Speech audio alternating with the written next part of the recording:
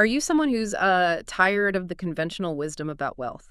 Tired of being told to just save 10% and kind of hope for the best for 40 years. Right. If you're looking to redefine what financial freedom truly means, like on your own terms, and maybe not when you're 65, then this deep dive is definitely your wake-up call. We're about to unpack MJ DeMarco's pretty transformative book, The Millionaire Fastlane. It's really a blueprint for building, well, fast, scalable wealth through actual businesses and systems.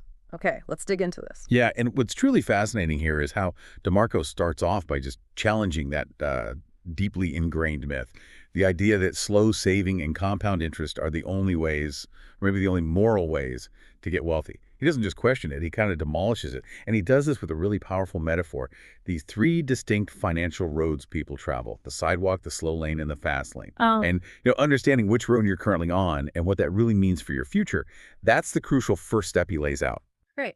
And here's where it gets really interesting because this isn't just abstract theory, is it? It's about a practical, actionable plan for you, the listener. We're going to pull back the curtain on what each of these roads actually means for your life, how you can spot which one you might be on, and, most importantly, how to deliberately shift gears towards that fast lane.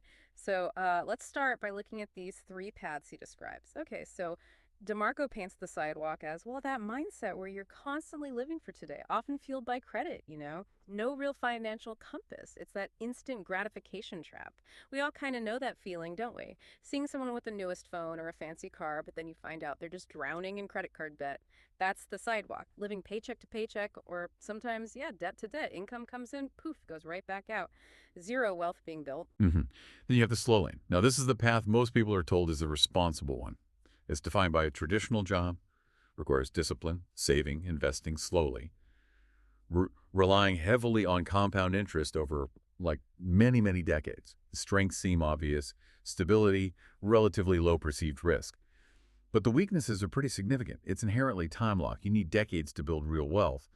And what often gets missed, I think, is that even with a stable job, you've got inflation silently eating away at that future payout. Yeah. So the slow lanes risks job loss, a big health issue, just the value of your money going down. They're actually way higher than people realize. Yeah. You're truly trading your time, which you can't get back, for money and hoping for a payout way down the line that might not even be worth as much. Yeah. Okay, and then finally, the fast lane. This is the total paradigm shift he talks about. Here, you shift from being just a consumer to becoming a producer of value. You design systems, right? Systems that genuinely separate your income from your time. The core idea is that money needs to be a system, not just a schedule tied to how many hours you work. How does DeMarco really frame this system-driven approach as the key leverage point? Well, he describes the fast lane as being built around creating business systems. Systems that use leverage through distribution, automation, building assets. So instead of just working for money, you're creating something that earns money for you, ideally without you needing to be there constantly. It's all about building assets you can scale up and eventually maybe even sell for a big payout. Think of it like building a machine that generates wealth rather than you just being a cog in someone else's machine. Okay, that sounds amazing, but how do you actually know if a business idea you have, or maybe even your current business, fits this fast lane philosophy? DeMarco gives us this really powerful test, doesn't he? The 5 Fastlane Commandments. He uses the acronym NECSS: need, entry, control, scale, and time. Exactly. So first up, the commandment of need. Your product, your service, whatever it is, it has to solve a real problem, one that people are willing to pay for, like right now. It's not about building something you think is cool. It's about finding a genuine market demand first. In a world where there's so many solutions looking for problems, how does DeMarco's focus on immediate market validation help filter out those vanity projects? That's such a critical point, yeah. DeMarco basically says if the market isn't already practically screaming for a solution, you're probably just creating an expensive hobby, like a health device that genuinely helps with a serious medical issue. That's likely got clear, immediate demand, much more than some niche hobby thing that's just nice to have. The practical test is simple. Just ask potential customers, would you pay for this right now? If you don't get a clear, enthusiastic yes, it's probably a distraction. Move on.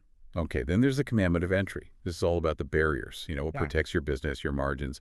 Businesses with really low barriers, think simple reselling, maybe some MLM stuff, they often get swamped with competition, and profits just get squeezed down to almost nothing. You want something where, skill or unique IP or maybe significant setup time creates real friction for anyone trying to copy you. Like building specialized software, that's a much stronger barrier than just selling common stuff on, say, Amazon, where everyone else is doing it too. Right, makes sense. Next up is the commandment of control. This sounds important. It's about having direct influence over the critical parts, right? Your product, how it gets distributed, your pricing. How does DeMarco warn people about relying too much on platforms they don't actually own or control? I bet that's a huge blind spot for a lot of entrepreneurs. Oh, it absolutely is. He basically says, don't build your castle on rented land. Think about an affiliate marketer who depends entirely on, say, Facebook's algorithm staying the same, Yeah. or a creator who only uses YouTube. You're just way more vulnerable than someone who owns their product, owns their customer list, has that direct email relationship. The goal really is to own your infrastructure, own your customer channels as much as possible. That gives you autonomy, protects you from some platform changing its rules overnight and wiping you out. Okay. Following that is the commandment of scale. This one asks, how big can this thing get? A local service, like, I don't know, a single neighborhood bakery, it has natural limits, right? It can only serve so many people nearby. But online stuff, SaaS platforms, digital courses, they can potentially scale globally with relatively little extra effort per customer.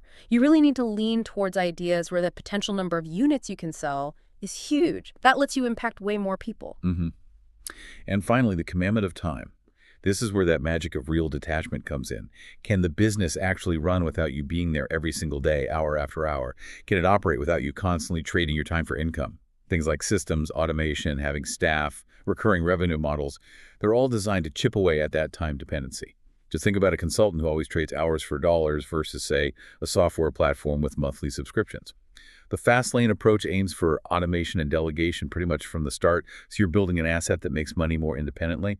If your idea can tick all 5 of those NECST boxes, you're probably on a good path. So NST gives us that qualitative compass, the feel for a good idea. But DeMarco doesn't just stop there, does he? He gives us the math behind it too, a really powerful equation showing how fast wealth can actually build up. Exactly right.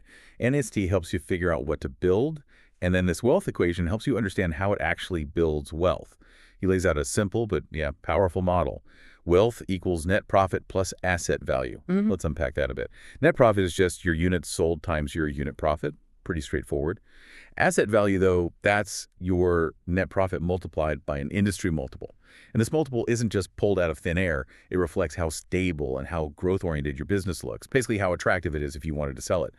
A business with solid recurring revenue, for example, usually gets a much higher multiple than one based on one-off projects. So the point is, if you increase your units sold or your profit per unit, you dramatically boost your net profit. And that, in turn, multiplies your asset value, which means your wealth grows, well, potentially exponentially faster than the slow lane. Okay, let's run a quick example just to make that really concrete. Let's say you sell an online course. If you sell 1,000 units and your profit per unit is, let's say, $1,000, your net profit is 1,000 times $1,000. That's $1 million. Now, if the typical industry multiple for that kind of business is, say, 3x, your asset value would be that $1 million net profit times 3, so $3 million. So your total Fastlane wealth in this example is your $1 million net profit plus your $3 million asset value. That's $4 million total. It really shows how it's about the value you create and how many people you reach. And that leads perfectly into DeMarco's law of affection, which basically states that to make more money, you have to impact more people.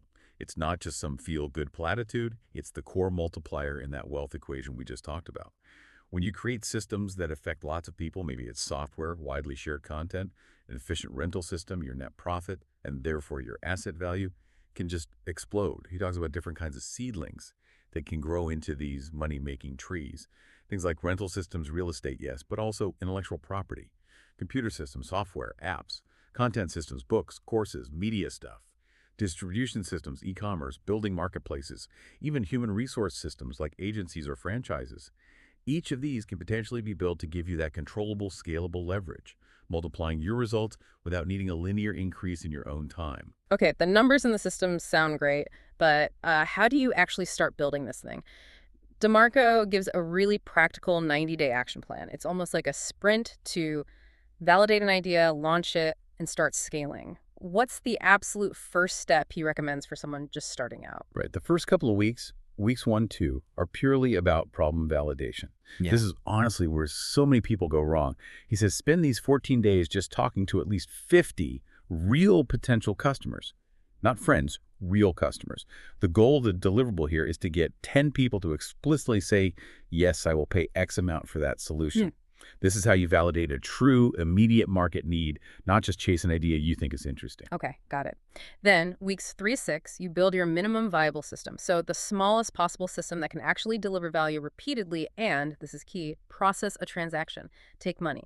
Could be an MVP, maybe even just a simple landing page with a buy now button. The goal is just get your first paying customers. Aim for maybe 10 to 50 sales. This proves your concept works beyond just interest. It proves people will actually open their wallets for it. hmm Moving into week 7-10, the focus shifts to optimizing unit economics. So now you're actively working to improve your profit per unit, maybe testing different prices. You also want to figure out how to lower your customer acquisition costs. How much does it cost you to get each sale? You're constantly measuring and tweaking that equation. Units sold times unit profit, always looking for ways to make it more efficient.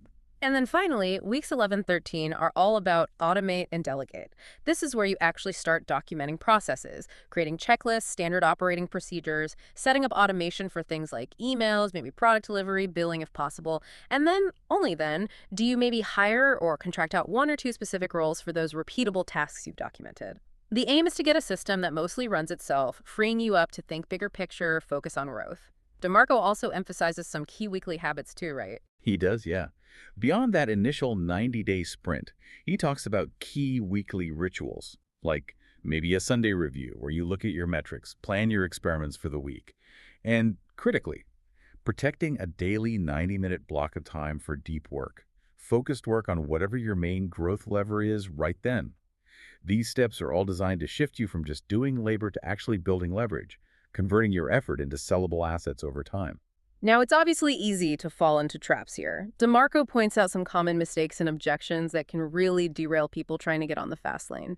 A huge one seems to be building what you like instead of what customers will actually pay for. That clearly violates that first commandment of need. Another one is relying too much on a platform you don't control that hits the commandment of control. Right. And you often see people accepting really low margins, facing tons of competition without any real differentiation. That relates back to entry and scale issues. And yes, sometimes people confuse just being super busy, that intense hustle, with actual leverage. They just work more hours instead of working smarter to build efficient, scalable systems. That's a really important distinction, but I wonder, isn't there a period, especially right at the beginning, where that intense hustle is actually necessary before you can even start building leverage? DeMarco also tackles objections like, oh, but it's too risky, right? Absolutely, yes. There's almost always an initial phase of intense effort, you can call it hustle, needed to get the system built and running, no doubt. But the key difference is that the hustle should be directed at building the system, not just perpetually trading more hours for more dollars within the same structure. And yeah, entrepreneurship definitely has risks. But DeMarco's counterpoint is that the slow lane also carries significant risks. They're just often ignored or downplayed. Risks like getting laid off, a market crash wiping out savings, or just inflation eroding your purchasing power over 40 years. He advocates for calculated risk mitigation, validating ideas thoroughly, starting small, using data to make decisions, not just guessing. Another common one is, I don't have the money to start. But the fast lane often values skill, time, and creativity, maybe even more than lots of upfront cash. Many fast lane models, content creation, certain software, some distribution businesses can actually be bootstrapped with pretty minimal investment if you're smart about it. And just to be super clear, DeMarco hammers this point home. Fast lane is not get rich easy. Not at all. It's fast because it uses scale, systems, and really focused execution. But it absolutely demands discipline, sacrifice, and consistent, intelligent work.